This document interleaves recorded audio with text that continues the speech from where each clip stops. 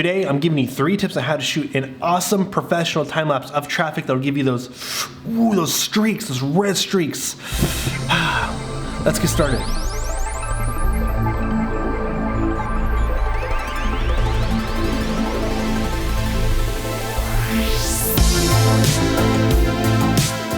So thank you for joining me on another 2-Minute Tuesday, and this is what we're talking about right here. The equipment that you need is very essential. You're gonna need a tripod, you're gonna need a wide angle lens, you will also need some sort of intervalometer. That's going to be what triggers the camera to fire every couple seconds during the shoot. Some cameras have an intervalometer built in, especially the newer ones. And lastly, you'll need a full battery and plenty of space on a card. If you have step 1 completely marked off the list, everything's good, you're ready to go, your equipment's in shape, obviously you need a location. So find a space that is gonna be safe, a place that you're gonna be able to set up for 20 to 30, maybe even an hour. Now, if you're gonna shoot traffic, there's a chance you might be on a overpass or something, or a bridge, because you want that vantage point. Try to find somewhere that's not gonna be vibrating or affecting, your camera's movements. You want it to be dead still. Now, you'll want to shoot in manual. The reason why is because if you're shooting in auto settings, your camera's ISO and exposure is going to be jumping all over the place depending on what you're focused on. So you really want to make sure that your settings are not changing to screw with your exposure.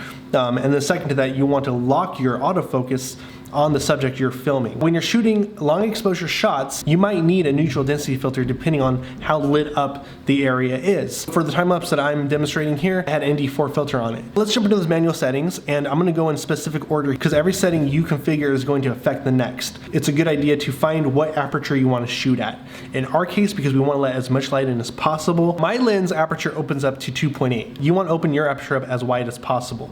Now that technically means the lowest f-stop number that your lens offers. It might be an f4, it might be a 4.5, it might be 2.8. Now in terms of shutter speed, I normally stick to the 2 to 3 second shutter speed. 25 minutes will give you about 700 photographs. If you go shorter, you're not gonna get that motion blur. So that 2 or 3 seconds is a really good spot to get a nice trail of light. Okay, so that was 2 minutes. That was how to shoot your time lapse. Now to play it back, you're gonna wanna use a program like Lightroom or Camera Raw. There's a lot of programs out there. I'm gonna put a list right here. There's some really great ones there.